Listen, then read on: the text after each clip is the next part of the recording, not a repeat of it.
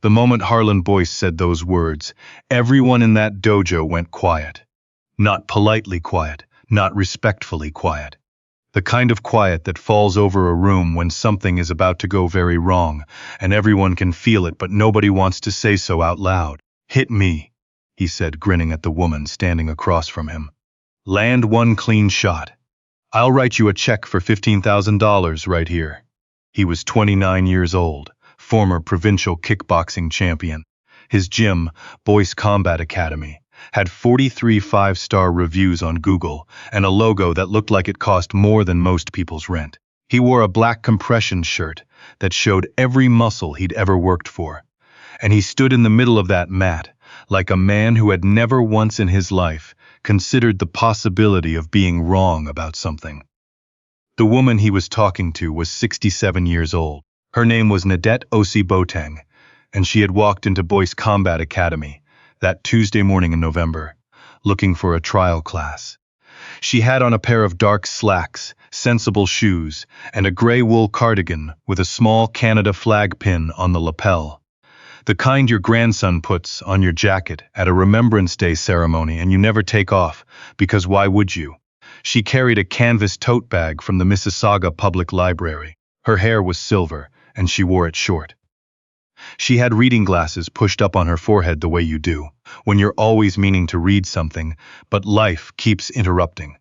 She looked to Harlan Boyce, like someone who had wandered in by mistake, like she was maybe looking for a yoga studio or a pharmacy. He had laughed when she filled out the intake form, not the mean kind of laugh.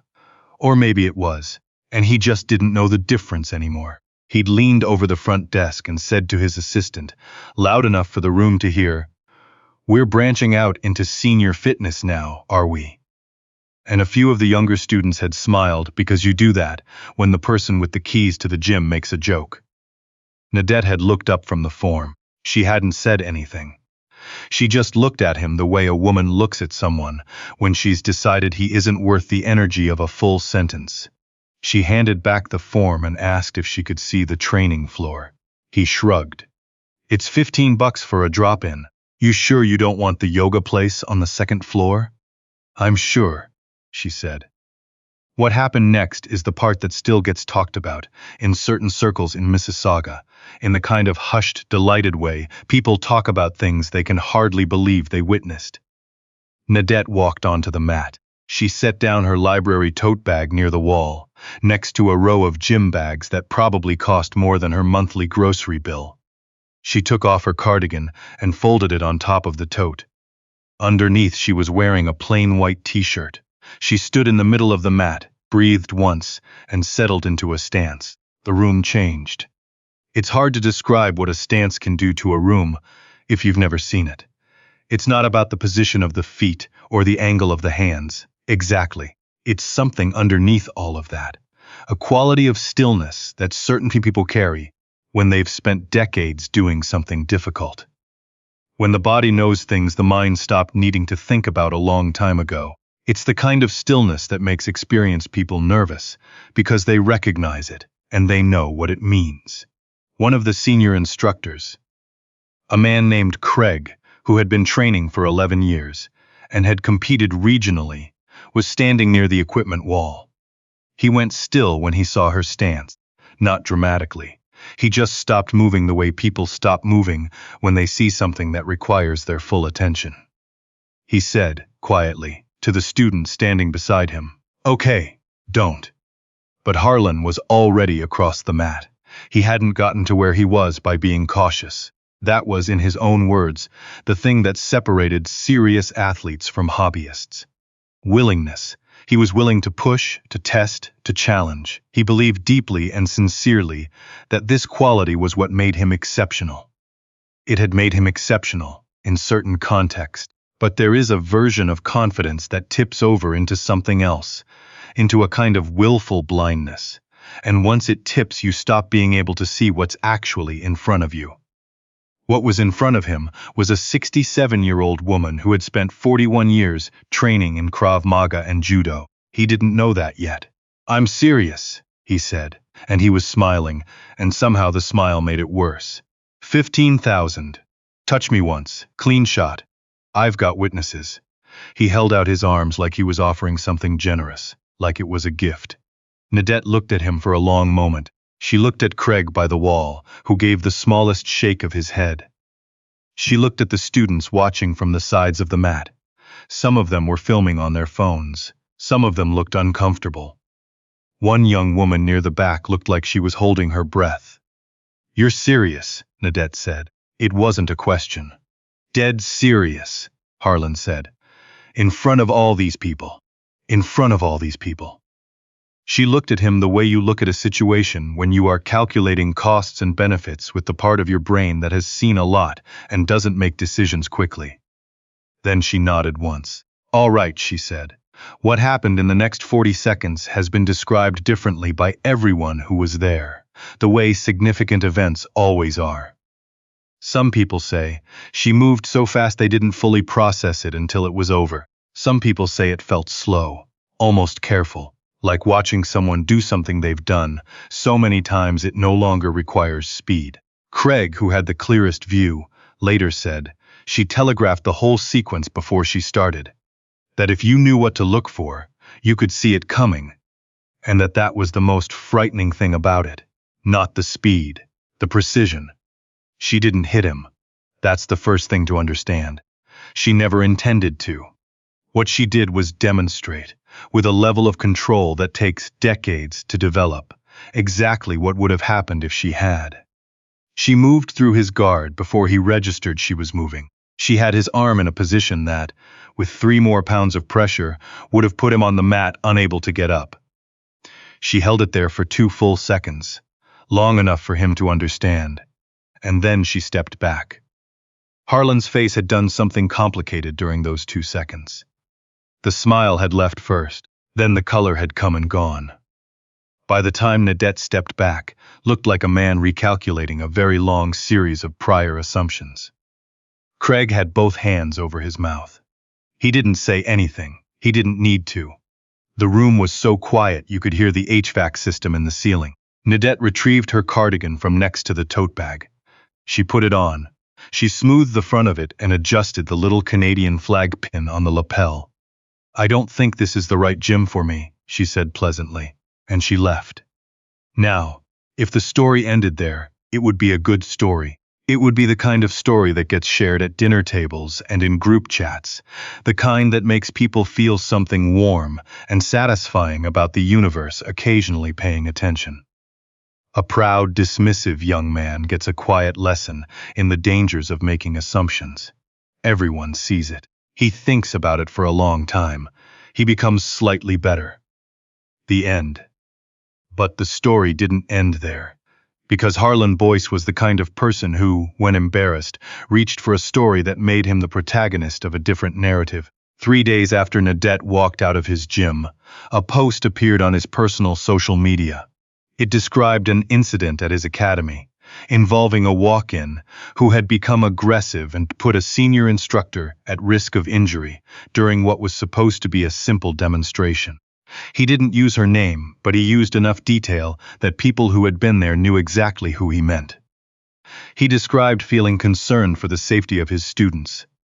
He said he was considering his legal options. The post got 72 shares in the first hour. Within 24 hours, the version of events on social media bore very little resemblance to what had actually happened in that gym. The story had become, a troubled woman had entered a legitimate athletic facility and attacked its owner without provocation. There were comments about mental health. There were comments about liability. There were comments about people like that.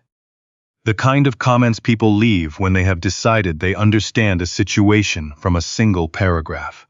Nadette found out about it from her daughter, who called her on a Wednesday evening, voice tight, trying to stay calm.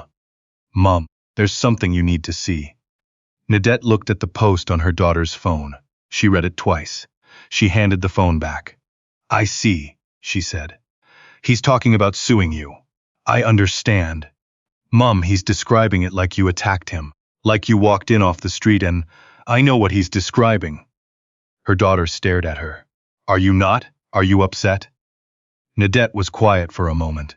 Outside the kitchen window, the November sky had gone the color of old pewter, and the first real snow of the year was coming down in small, serious flakes. There were 40 people in that room, Nadette said finally. Every single one of them saw what happened. Some of them filmed it. Her daughter was silent. He can describe it however he likes, Nadette said. The truth is on film. What Harlan had apparently not fully considered in the adrenaline of composing his social media post was that approximately a dozen people had been filming on their phones during the demonstration.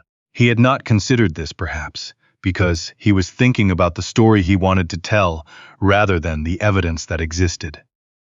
This is a common error among people who are accustomed to controlling the room. The videos started appearing online within hours of his post. The first one was 43 seconds long. It showed the whole sequence clearly. Harlan's invitation, the challenge, Nadette's stance, the demonstration, the step back, the silence. The creator of the post had added no commentary, just posted it with his original claims quoted in the caption. The implication was self-evident. By Thursday morning, it had 120,000 views. By Friday, Harlan Boyce's post had been screenshot and shared alongside the video in a way that is uniquely devastating. Side by side, with no editorializing needed. His words, the footage, the gap between them visible to anyone with eyes. The comments were not kind. Several of Harlan's corporate clients, Boyce Combat Academy ran a popular self-defense program for 2 local companies, quietly paused their contracts to recess. The 43 5-star reviews on Google were joined by a significant number of reviews with different ratings. His intake inquiries dropped by 60% over the following week, according to a source who worked at the gym and no longer does. And Harlan Boyce did, as promised, send a legal letter. It was addressed to Nadette Osei-Boateng.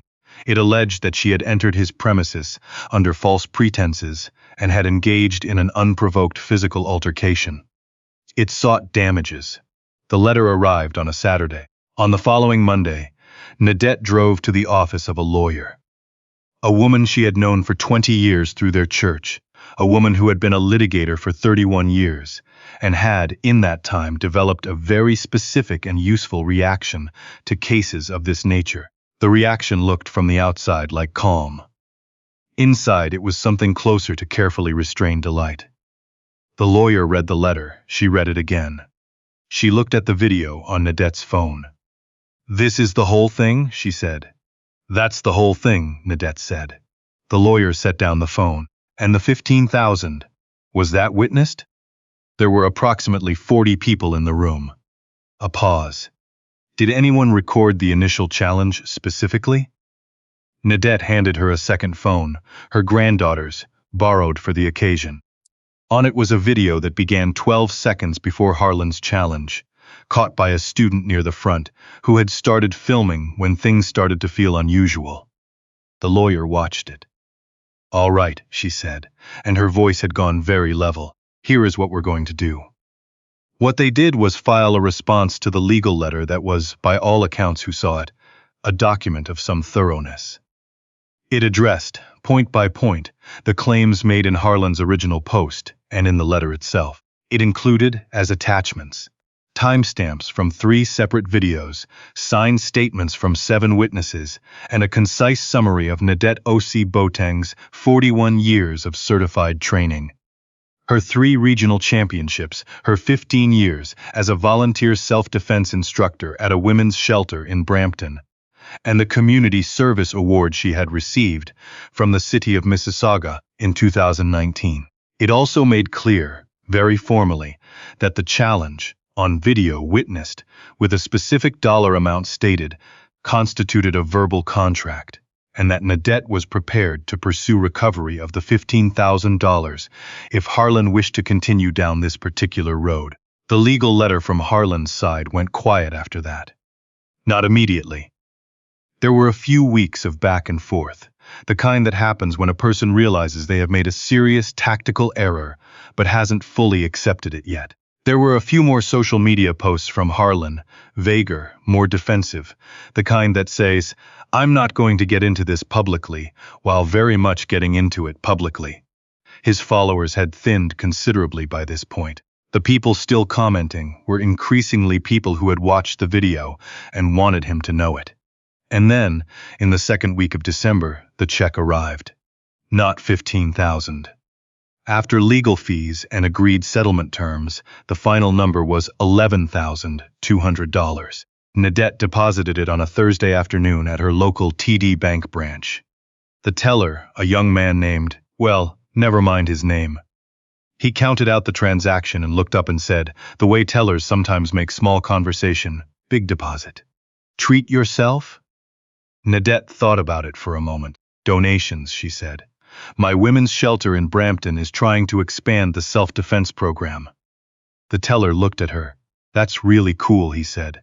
She picked up her receipt and tucked it into her canvas tote bag, the library one, from Mississauga, with the book logo, and she thanked him and she left. I've thought about this story a lot since I first heard it. I've thought about Harlan Boyce, standing on that mat with his arms out like he was offering charity, certain that the 67-year-old woman in front of him was a joke he was telling, not a lesson he was about to receive. I've thought about the students along the wall, and the phones coming out, and Craig with his hands over his mouth, seeing exactly what was coming, and knowing there was nothing left to say. I've thought about what it takes to walk into a room where nobody expects anything from you, and just perform the truth of who you are, quietly, without explaining yourself first. Nadette Osei-Boateng didn't walk into that gym to prove anything. She walked in looking for a place to train. She didn't ask for the challenge. She didn't seek out the confrontation. She didn't tell Harlan what she'd done for 41 years, what she'd built, what she'd survived, who she was under that cardigan with the little Canada flag pin. She just stood on the mat and let her body tell the truth. And when someone tried to rewrite that truth, she didn't panic. She didn't shout. She went home, she looked out at the November snow, and she said, there were 40 people in that room, and the truth is on film. The strongest people I've ever come across are almost never the ones announcing it. They're the ones who've been doing the work so long, it no longer needs an announcement. They've taken these losses and kept going. They've been underestimated so many times they've stopped being surprised by it. They stand in the middle of the room and they are simply, quietly, undeniably themselves. That's not a small thing. Especially when the room is full of people who've already decided you don't belong there. The $11,200 went to the shelter in Brampton. The self-defense classes now serve 43 women, most of them over 50, some of them over 70. Nadette teaches on Tuesday mornings. She still carries the library tote bag.